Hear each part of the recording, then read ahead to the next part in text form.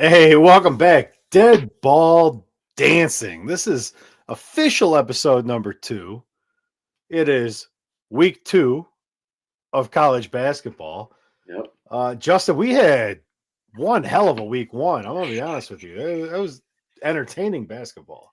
Yeah, it really was. I had some good picks. I had some bad picks. Gonzaga. So we'll get into that. But man, a lot of movement, huh? A lot of surprises. I felt like. I feel like there were things that we kind of had talked about, things we expected to happen, but also some teams that didn't look great, and then some losses that we didn't necessarily expect to hit so early. Right. And I can't wait to kind of dive into it because I don't know if you got a chance to watch that Kansas UNC game, but that was not a very good game. Like, pace was awful, felt sluggish. So I don't know. I'm looking forward to kind of diving into a few of these because I don't know. I was both happy with a lot of results, but also disappointed. Like, honestly. Yeah. So my hairline just continues to disappoint. We're just gonna just dish that entirely.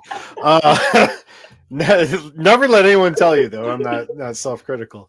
All right, so top 25 up on your screen.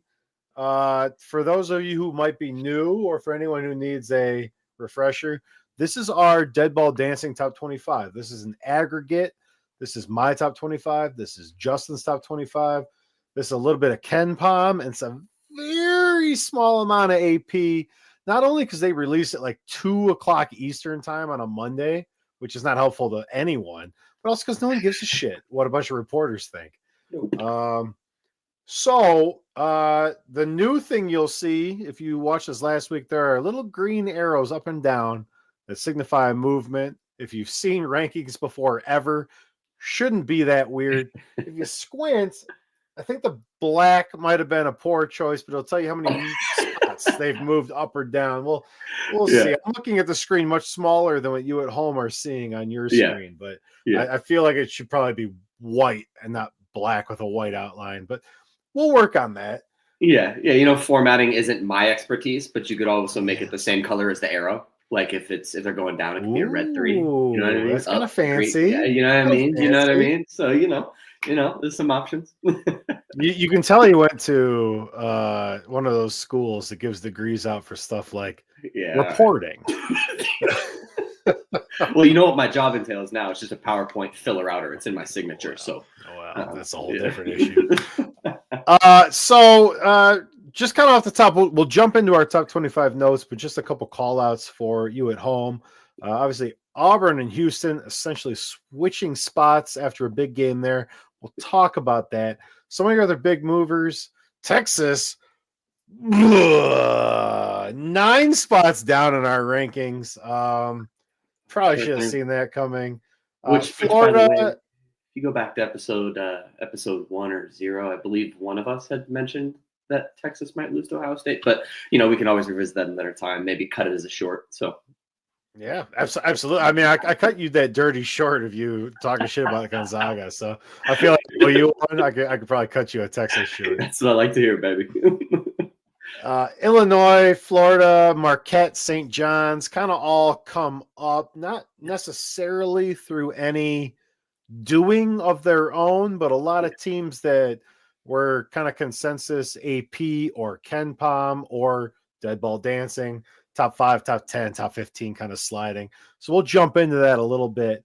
No other major call outs. Justin, did you have like a big top 25 call out as far as movement you want to get into before we kind of get into the nitty gritty? Yeah. So before we get into the nitty gritty, I just want to call out Mississippi State real quick. They kind of surprised me. I don't know why I didn't catch them early on, but they don't have any impressive wins yet, but I really like their style of play. I don't know if you caught their game, but they are tall as hell and they move quick. I mean, they have like 3 or 4 guys above the height of like 6'11", but they move nimbly. It's like a Kevin Durant style build, right?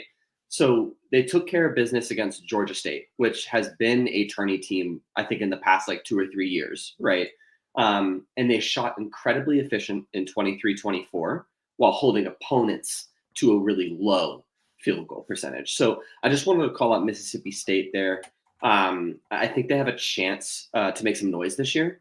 The one thing that I think worries me about them, and one because I know they're at the I think looking to see what I had them on mine. I had them at 23 in my top 25 is they don't shoot free throws very well, which we know doesn't bode well for late game situations, and they turn the ball over a lot. So if they can clean up those two things, I really like Mississippi State in the top 25 through the rest of the year. But there's some things that they got to fix. So that was my biggest kind of call. So kind of transitioning into our larger conversation, top 25. Obviously, a lot of movement within, not really a lot of adds or subtracts. Yeah. We're not that far removed from the preseason. We're really not that far removed from what we thought the year was going to be, with a couple exceptions. Texas, obviously, the biggest one. I don't want to harp on that too much, but for me, when I'm going through my rankings, Texas didn't make my top 25. Ken Palm and the AP poll a little bit kinder to a Texas team that is still the Texas team we saw a week ago, right? Like the number 14 ranked Texas team that we rolled out here a week ago, 16, whatever, math is bad, 16. It's still the same team, right? Like the risk for them to lose that game to Ohio State was there. Correct. So for me, when I look at the top 25, our top 25, I'm not surprised by anything I see here. Now, there's fringe teams that made it in. There's teams that we called out a lot of risk on who have fallen. Yeah. And then there's also teams like Auburn and Gonzaga and Purdue and Tennessee who won their games. They won the games they should have won and are being rewarded for it in our rankings in a way that's meaningful. The big thing for me when I look at our top 25 is, where is the Big Ten? And I wanted to blame this on you, and I wanted to blame this on Ken Palm. I looked at my rankings, and you didn't have much either. Well, pinning Wisconsin to the 25 spot until they lose is something that is a part of my rankings. But honestly, the Big Ten doesn't belong in the top 25, right? Like on the whole, I think there's 4 teams in our top. It's Purdue, Illinois, Ohio State. Purdue, Illinois, Ohio State is what is in our DVD top 25. Wisconsin's at 33, so they're not. And that feels fine. That feels okay. I'm not upset with that. Ohio State, obviously, with a colossal win. Purdue's Purdue, right? Yeah. I mean, they're a top 15 team till they lose. Correct. Yeah. Ohio State won a big game against a team that we suspected might be overrated. Yep. So, I'm okay with it. But when you think about the Power Six in basketball, there should be more Big Ten representation here. And really, for me, I'm going to use my time talking about the top 25 to take shots at Michigan State, because the old guard of the Big Ten is gone. The Big Ten basketball, Indiana and Michigan State, and fuck Nebraska, but even Nebraska. Right. I mean, these teams who were good basketball teams are not anymore. So when we're looking at the Big Ten in any kind of representational, there it is, rankings, there's not another team I'd want to put in here. Yeah. I feel like they need to earn it. They need to come up, but the Big 12 and the SEC have surpassed the Big Ten in basketball. Yep. And you see it. I mean, you can see it on your screen. We just don't have it there. That's really the big takeaway I had for the top 25 this week is the teams that we told you would be at risk either lost or won, and it's reflected in the rankings. And then the Big Ten is not. I mean, the Big Ten might be 6 in the Power 6, and they won't end the season there, but they're there right now. Yeah. I think nobody in the Big Ten, I think to your point, looked convincing week 1, week 2 so far. They all kind of, even Purdue, they won their first game, but at one point, I think we talked last week, they were up by 9 points and eventually won by 20. That's not a Purdue style win. So I think I fully agree with you. The Big Ten does feel weaker for the first time than the Big 12, and as long as I can remember, which you would never thought you would hear that because Big 10 has historically been Arizona. Yeah. Hey, I mean, Arizona not moving in our top 25, they took care of business, right? They got a tough schedule coming up, so we'll see what happens there. But as far as I'm concerned, until Big 12 proves me wrong, they're one of the top conferences in basketball. Now getting into a couple of my notes, my overall consensus about the top 25 this week was I'm very disappointed in some of these big teams. I thought Houston looked abysmal against a young Auburn team. They got out-assisted 2-1. They shot 5 for 14 from 3 within like a 30-minute span. So they weren't taking shots, right? And Houston had only 7 assists on 24 made field goals. And that's not the Houston that I had known from last year. So I'm definitely worried about Houston moving forward because, as you know, they have some big games coming up. And given that performance against Auburn, which is, again, our number 1 now, I'm worried. I'm concerned. So very disappointed in Houston. Kansas and UNC. How does Kansas get out-rebounded by UNC, right? Like you and I talked about that last week, and we were both concerned about UNC's lack of height. They out-rebounded. It was only by 2, right? But at the same point, like they still out-rebounded. And it's like, Kansas with all this height, all this athleticism, you can't get out-rebounded by a team that's on average 4 to 5 inches shorter than you, right? You're not going to win games. And on top of that, again, like I called out last week, but they fell in love with a 3-point shot, right? They shot 6 for 21 from 3, 28%, right? They're lucky they escaped with a win. And really, the only reason they did escape with the win is that UNC was fouling the ever-loving crap out of them because UNC is not a very sound defensive team. So concerned about Houston and Kansas for sure moving forward. Like, I think those 2 teams are on my watch-out list. They're not on notice yet, but they're on my watch-out list. And then Gonzaga, I'm sorry, I was wrong. They took care of business against Baylor. They looked phenomenal. But did you watch the game against Arizona State? They almost lost. Like, you go from blowing Baylor, which is, like we just talked about, potentially in the best conference in basketball right now, by 40, right, to only beating Arizona State, a 14-18 team last year, by 8 points, right? They allowed Arizona State to shoot 48% from field, which to me, like when you think of Gonzaga, you think of hard-nosed, full-court defense, right? And I'm concerned that either they just had a lack of care or they didn't take AZ State seriously. But they need to be watching out on the defensive side of the ball because if you look at historically what Gonzaga has been good at, it's been defense, right? So if they don't have that, that they're not going to be able to put together this long, deep run like we thought they would. And I think early in the season, as teams come together, especially now, like with the transfer portal, it takes longer to gel, right? Like these aren't like homegrown guys and oversimplification. I know some of these teams are homegrown teams. I don't care. I don't care about the one commenter we might get from Big 12 country. Texas Tech is not. They're not a top 3 seed in the tournament. I'm sorry. No. But like these teams are going to take a little bit to coalesce, right? So what I'm wondering is if you schedule the right way, right? If you schedule all these tough teams early and you lose one, is that who you are? Or can some of these teams, Texas, for example, right? If Texas wins out, if Texas runs the table in the SEC, unlikely, right? Yeah. But if they run the table in the SEC, no one gives a shit that they lost to Ohio State. It becomes irrelevant, right? Yeah. So that's the one thing I'm kind of keeping an eye toward with some of these teams that have kind of come together is, well, did you do the right thing and schedule tough teams early and lose? And it gave you the glue, right?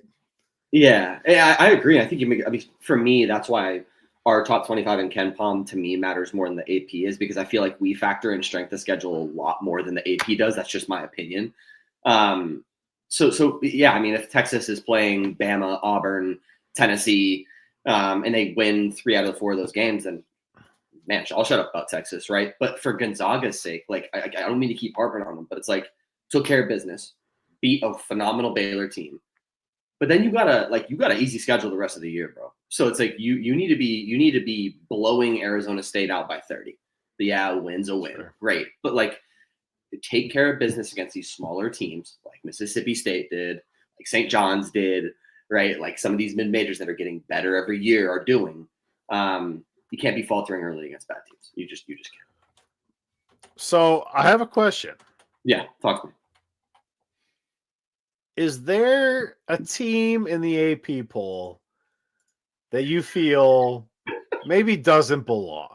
You read my notes. It's like maybe, yeah. I mean, I'm definitely. I wouldn't be a good show producer if I didn't read the notes. But you know, call me out on that. Is there maybe a team in the top 25 that shouldn't be? What did I put in the notes again? I read. And I quote, yeah. Why the fuck is Kentucky in the AP top 25? Okay. Let's elaborate on that just for a while. Let me elaborate. Let me rein in my bias because we all hate Calipari. Even Calipari hates Calipari. I know he's not there anymore, but his history is there, and fuck him. So on it. It's gross, right? New coach, right? Nothing against the new coach. I really have nothing against the new coach, right? But changing of the guard always kind of tends to cause some chaos within the organization, right? Most of their commits moved to Arkansas. I mean, literally probably like 40-50% of them moved to Arkansas when Calipari moved, right? They have Duke tomorrow, number 6. Awesome. They scheduled a tough game early, right? You're thinking, hell yeah, like, good job. Let's see what the rest of their schedule looks like. Then they have like Willy Wonka and the like Chocolate Factory Musketeers, like 3 games in a row, and literally 0 strength of schedule until Gonzaga on 12-4, right? Then nothing again until Ohio State on 12-21. So in the first 2 months of the season, they're playing like 2 good teams, and they're what are they in the AP top 25? They're 23. To me, like there's a team with a tougher strength of schedule that belongs there over Kentucky. Bama. What I will say is that Rutgers barely beat St. Pete's like 10 minutes ago. They won by 10 at home over the Fighting Peacocks. So I will never defend the AP poll. I will never defend the Blue Bloods. But what I will say is that if you have it dead set in your head that Kentucky's top 25, some of these other teams need to not win by 10 at home to a team named the Peacocks. Correct. I agree. I love St. Pete's.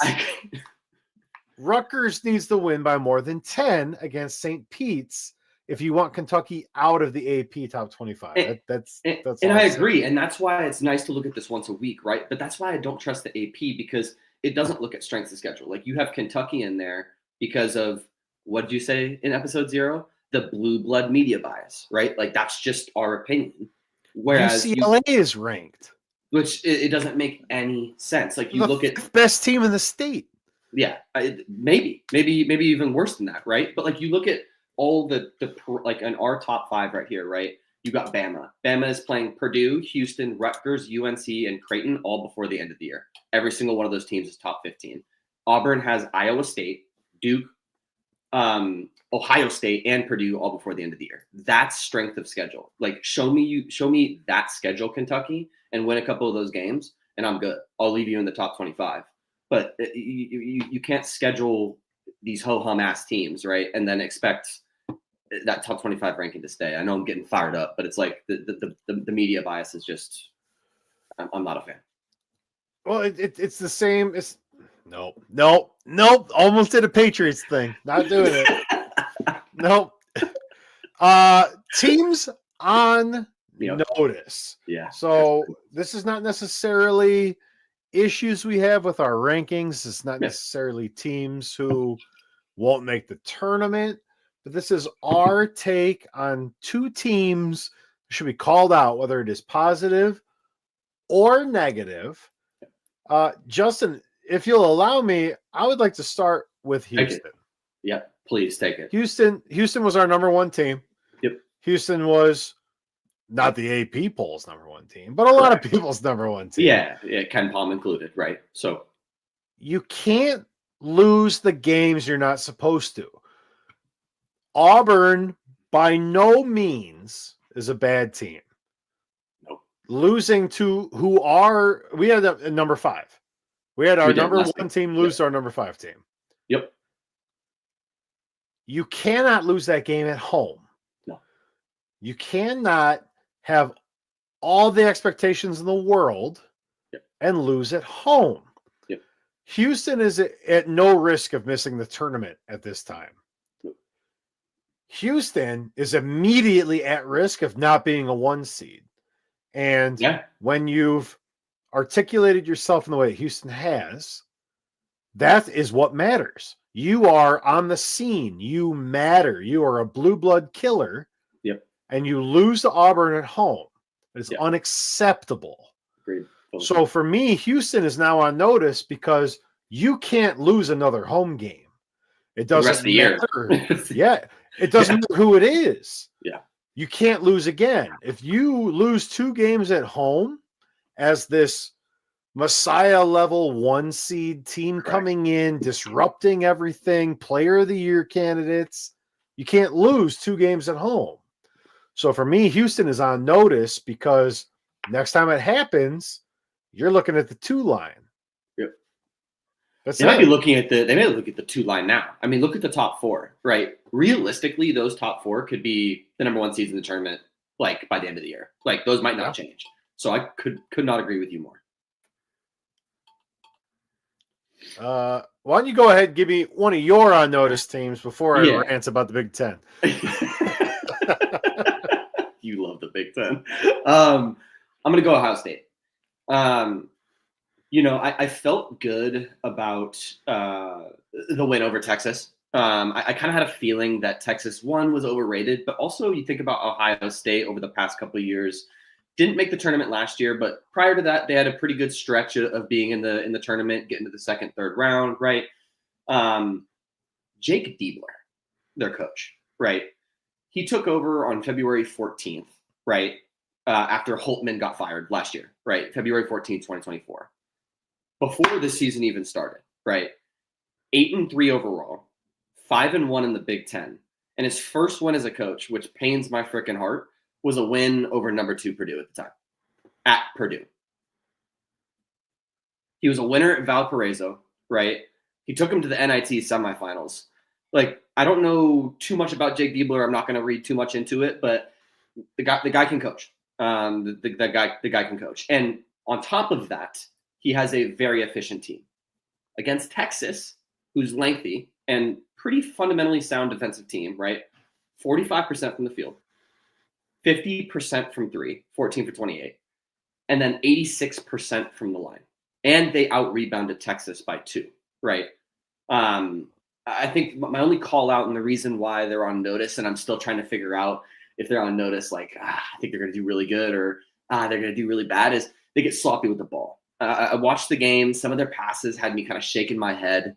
I was kind of wondering, why not make the easier pass? They kind of got a little flary sometimes, right? But I really, really like the trajectory of Ohio State. And I know I want to check their schedule really quick, but I'm pretty sure they have some big games coming up, Bama being one of them, right? So I think, for them, being on notice makes sense to me. They got Texas A&M on Friday, right? They got Auburn in December. So, and then they got Kentucky in late December. So for me, I think they're on the right track. I think that's fair. We'll do a little quick look ahead preview. That's what they call it in the business. Ohio State, Texas A&M is our game of the week. We will come back to that. I'm going to piggyback off the Big Ten here. Oregon is my second team on notice. Oregon 2-0.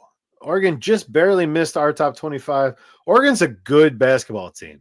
Oregon has been a good basketball team for a long stretch here. They make tournaments, they win games, they go to the Sweet 16. What I really want to say about Oregon is you're in a real conference now. You no longer get to play this weak ass Pac-12 schedule where like, the week before the conference tournament, we get to go to Stanford. And the best defender on Stanford's basketball team is the tree. It's literally the mascot, right? Yeah. and now, like week before the championship, you have to like go to Purdue. Yeah. Like you are now in a big boy conference. So Oregon, I want to put on notice, not because you should be scared, but because you should be ready. Going 2-0, going 5-0 in non-conference, awesome. Huge. Win your games. Win the games you're supposed to win. Yep. But what I want to see is on like a cold February morning at 9 o'clock Pacific time, when you have to play a game against Penn State. You win that game. You need to win that game. So for me, that's why Oregon's on notice, is because you haven't played a schedule like this. You haven't had to go to Madison in the frigid cold, freeze your balls off, and there's like a delay because the stadium roof is leaking and the snow's coming in. Like, Oregon has been a team who is really, really good. They've been a team that people like me have cheered for because they're not the SEC and they're not the ACC and they're not the Big East. And it's like, go Oregon. And then whoop the Badgers' ass in the tournament, and I'm sad and upset. Well, now you got to beat the Badgers in January. Now you got to beat Purdue in February. You got to go to Rutgers and play a stupid 9 a.m. game because they have some tradition. You got to beat Rutgers at what is essentially 6 o'clock in the morning Pacific time. Correct. Yep. Show me that you can do that. Yep. For me, Oregon's a top 30 team right now, without question. What I want to see is over the next 3 weeks, can Oregon round themselves into form and be a top 15 team? Because I think there's room there for them. And as a Big Ten team, you immediately raise up in the rankings because the cachet for the Big Ten is so much more than in the Pac-12. So I'm curious to see how they respond to that, how they act through that. But like, there are some tough teams in the Big Ten. And I know they don't all make our top 25. Yeah. But Oregon's playing all the Big Ten teams in our top 25. I'm very anxious to see how they articulate their talent in a way that works for Big Ten basketball. Because Big Ten basketball is a little bit different. You can't shoot the lights out on these teams. It's not going to work. It's a grind. Yeah, and I want to see them grind. So Oregon's on notice for me. Love your Oregon pick, dude. I think that's a little bit of a sleeper too. Next couple of weeks, 23 Texas A&M, 14 Creighton, and 22 UCLA. So when you say there's room, there's room. They win 1 or 2 of those games. Shit, they win all 3 of those games, they're going to be a top 10 team. Like, they just are. And anyone says that travel doesn't matter or like weather doesn't matter. The flight that they're going to have to take from Oregon to Rutgers is longer than the flight from New York to London. Like, that's wild. It's just nuts, dude. Right? So they're not used to that. I mean, our country's too big. I know, that's what I'm saying. They might not even be used to going to Creighton, bro. Like, they got to go to Creighton. Like, that's not an easy flight. Like, that's a 2-3 hour time change. Like, I don't know. It could either go really well or really bad for them. But I think having Oregon on notice, I want to see if they can crack the top 25 next week. I bet you they could. 22 on Ken Pound, by the way. Yeah. And I think in our DBD, we have them at literally 29 right now. And I think that's a fitting spot for them. They get a couple of wins over Oregon State even, right? Texas A&M. Like, I could see them sliding in the top 25 easy. My last one on notice, I kind of went the easy route with Bama, but I don't know if you saw the game, but they just look sloppy versus Arkansas State. Like, that's an 8-point win. We're talking about show me that you could put these teams away. Show me that you can take care of business, right, and win soundly against the teams that you should win soundly against. I didn't even know, like, Arkansas State was a team, bro. Like, I'm not going to lie to you. Like, I thought it was just Arkansas, and, like, that was it, right? They shot 19% from 3 in that game. 6 for 31. You're not going to That's what I'm saying. You're not going to win game. Mark Sears had a poor game early season, so we're not going to freak out about games like this, but they got to be on notice because, yeah, they look sloppy versus Arkansas State. That type of performance is not going to work against the schedule that they got coming up, right? They committed 24 personal fouls against Arkansas State. Not sure, again, if you watch the game, super handsy on defense, not really sliding their feet. They just didn't seem prepared on the defensive side of the ball.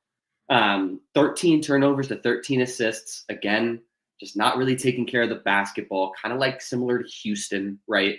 And the free throw line was a killer for them.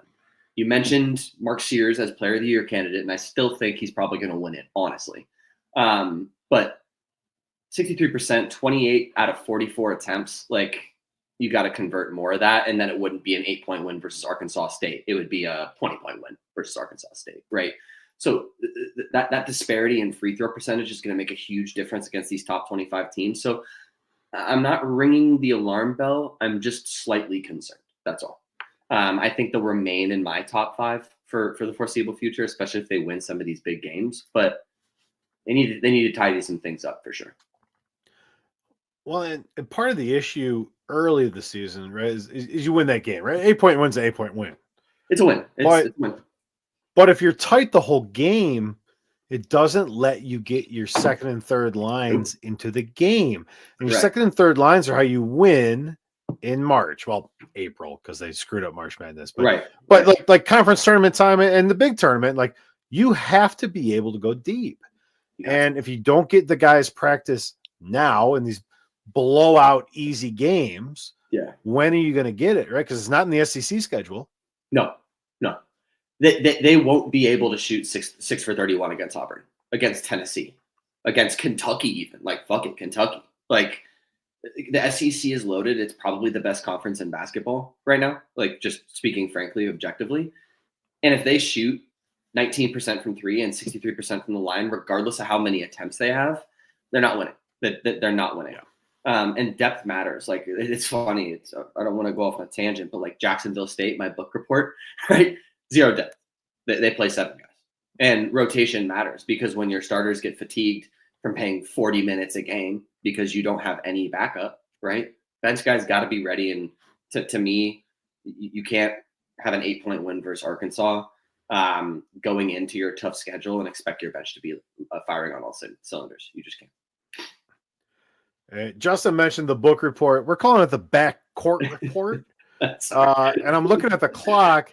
I know. We're going to get into the game of the week next here. Yeah. But check the channel, Club 602 on YouTube.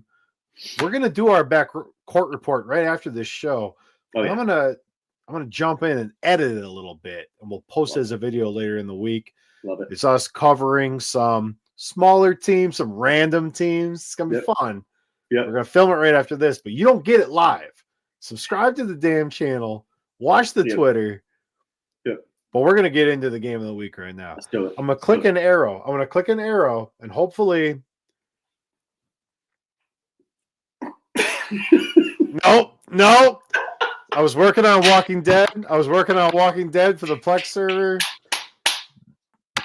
The Walking Dead. That's a good picture, too.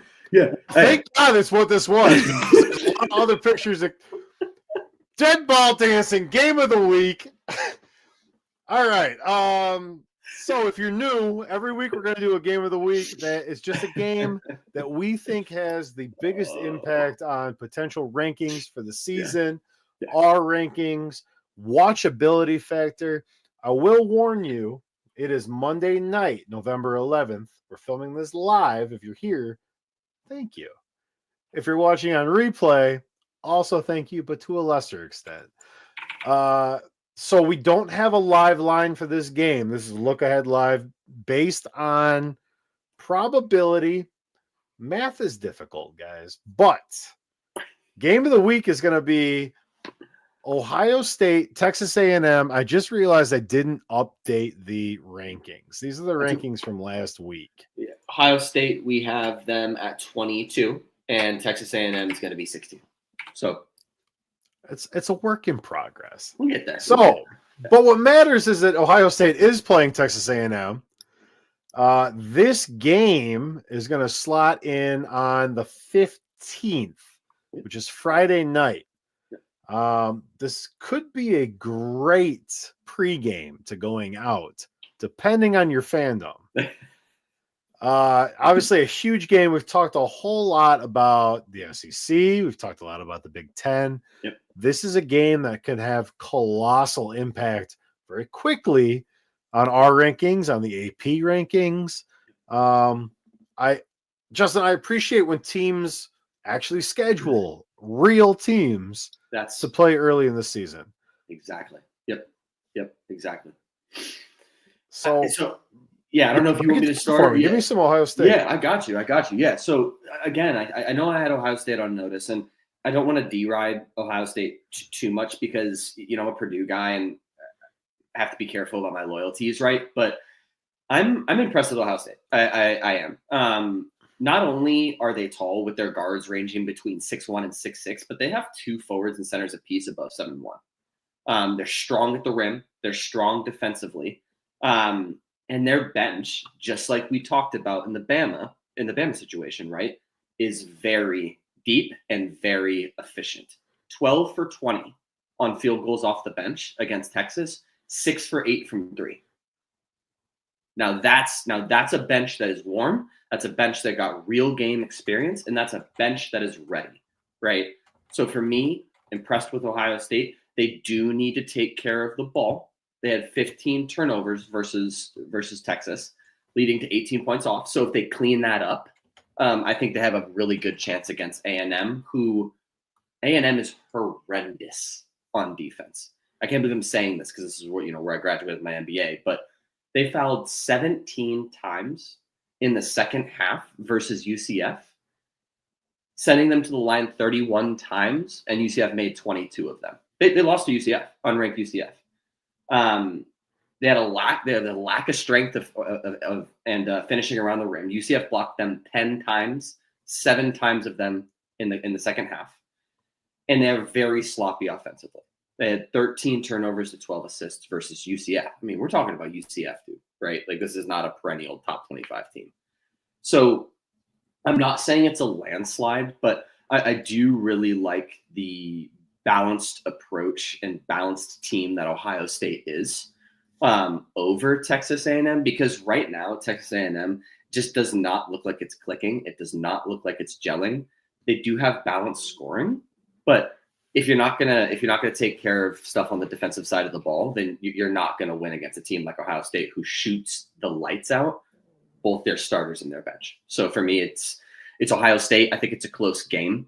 And I think it's Ohio State by maybe like 3 or 4 points. Both these teams play today. Ohio State beat Youngstown State, which is to be expected. That's an in-state matchup. That's not a big deal there. A&M played Lamar. A&M scored almost 100 points. Lamar scored 71. Defensive side of the ball. I'm telling you. Yeah, turnovers and fouls, and they're not as big on the offensive boards as I'd like them to be. Yep. I feel like for a team who has the new pedigree, right? But pedigree that A&M has, they're from a major conference. They're ballers. The kids on this team could go play pretty much anywhere else in the country. Yeah. Yep. You need to have more than 15 offensive boards if you're going to shoot 55%. It's just kind of the way I feel about it. Now, some of this was backups, right? They were up big at the half, but you need to win the games you're supposed to win. And you can't do it like this, because when Ohio State comes to town, Ohio State turns the ball over a ton, but you know what else they do? They box out and get rebounds. So, if you can't box out Lamar, are you going to box out Ohio State? I feel like, again, this is an early line, but you said Ohio State by 3 or 4. I feel like that's probably about right. Texas A&M is going to close this game as a favorite. Yeah. No question. Zero question. Yep. Ohio State has a really good chance to win this game outright. Yeah. If this game closes anything other than A&M by 4, I'm taking the points with Ohio State. I'm going to feel pretty good about it. I want more. And we've talked about both these teams. We've talked about what they need to do moving forward. We've talked about their conferences. We've talked about the road to the finals. Yeah. This is a big game, and this is why it's our game of the week on Chainlink. Check on Chainlink. Hey, there it our is. Our free game, play Chainlink. It's essentially a pick'em game. Everyone get on there. This one will definitely be featured. Oh yeah. Green circle. But it matters. I mean, this game really, really matters because the loser of this game is on the outside of the top 20 looking in and might not get back. Yeah, agreed. So for me, it'd be hyperbole to say that the loser of this game doesn't make the tournament because that's bullshit, right? These teams are probably both making the tournament. Yeah. But there's a huge difference between making the tournament as a 5 or a 4 or a 3 or a Big Ten champ or an SEC runner-up. Yep. And limping into the tournament and having to play St. Joe's for a ride into the tournament. Like, this game has the potential to flavor the way these teams are viewed by the public, but also the way they play their schedule moving forward. If Ohio State comes into this game and gets absolutely shit-rocked on the boards, what are they going to do against Purdue? What are they going to do against Illinois? They're going to get shit-rocked on the boards, right? This is an opportunity for you to kind of say who you are and lock into place. And same thing for A&M. If A&M comes in and they commit 30 fouls and are into their third line with 10 minutes left in the second half, that's really going to dictate who you are to a lot of the SEC. And spoiler, the other teams in the SEC are better. And if you show that you can't play bully ball, you're finished. You're finished. So give me Ohio State plus the points, whatever they are. I also like the over in this game because I think this game is going to get extended. I think that the fouls and the turnovers are going to lead the points in this game that wouldn't be there otherwise. So this is going to be one of those ones where, Ohio State's up by 3 with 10 minutes to go. And an hour later, A&M's up by 2 with 2 minutes and 58 seconds. And you're like, oh, I got to tune in for that one. Yeah, absolutely. So, I think this is a great pick for game of the week, and I got to give you props for this because you pushed this one. I wanted Arizona State GCU because I thought we could go for $5. We should go, and then maybe we film a little extra side content for the people at the game. Just an idea, but Texas A&M, dude. Last thing I'll say about them is, and I don't want to keep harping on them, but UCF had 10 blocks. And A&M had 14 free throw attempts. I know it's not like a 1-for-1 correlation, but like you think about the SEC and all of this length and athleticism and strength that these teams have, like you got to go to the rim with some fucking balls. Like otherwise, UCF blocking you 10 times, Bama's going to block you 30. And you're not even going to have 14 free throw attempts. So Florida going to beat that ass. That's what I'm saying. There's no aggression. Like they felt disconnected and lackadaisical when I watched them, and it was disappointing. So I'm concerned about A&M, and I don't want to make such a brash prediction, but against like in this reloaded SEC where you look at the DBD top 25 and it's littered with SEC teams, like are they going to go 500 in the SEC this year? No, I mean, are they? Like, I'm not trying to be. I mean, if they go 500 in the SEC, they actually don't make the tournament. That's what I'm saying. That's what I'm saying. But it's like Tennessee, Auburn, Florida, Bama, right? Missouri's not that freaking bad, right? Florida, like I don't know. There's just I'm concerned. Yeah, I'm concerned. They don't look strong at all. Let me leave our guests here with a question for you, Justin. Got excited. Sorry. Is Texas A&M the best team in Texas? You got Baylor. You got Texas. You got Texas A&M Corpus Christi. No, I don't think so. I think, to be perfectly honest with you, out of those three teams, Baylor, A&M, Texas. I think Texas was a bit more disappointing than A&M to me, and Baylor getting thrashed by Gonzaga, I didn't see, but I still put Baylor number one in Texas right now. I think that's fair. I think it's fair. Something to think about. Yeah, absolutely. Hey, we're going to go film our third segment this week. We apologize for going a little bit long. We're going to do Backcourt Report. Is essentially a book report on teams that you might not have had a chance to see. So we're going to go do that. That's going to be a separate video on the channel. Yeah. But thank you for joining us on Dead Ball Dancing. We will be back next week. As always, let us know in the comments if there's anything you want to see, anything you disagree with. If you think Purdue's trash, let Justin know. He's updated his name to his tag, so you hit him up on the socials. Yeah, hit me up on the socials. That's where you can find me now. Before I just had Justin, and everyone's like, "Who the hell is that guy?" But Jan_Aves, hit me up. Talk crap. I'm all for it, baby. Hey, Club 602, like, subscribe, follow everywhere. Chain Link is the best free sports game that you are not playing. Get on there. Chainlink.st. Yep. If you join and get a 5-win chain before the end of November, hit me up. I'll Venmo you $5. Oh, I'm gonna have to get my wife on that. Hey, babe, you heard that? Yeah. Anyways. Elon Musk can pay for votes. I'm paying for chains. Speaking of chains, who's got the highest streak right now on chains? I think it's Justin as we speak, but we'll come back to that. Thank you for joining us, Dead Ball Dancing. I am King of Lakemore everywhere you can find socials. J_Aves. Looking forward to next week, guys. Thanks for joining us. We'll see you guys next time. Tune in for the Backcourt Report coming your way sometime in the next 36 hours. Beautiful. Looking forward to it. Peace.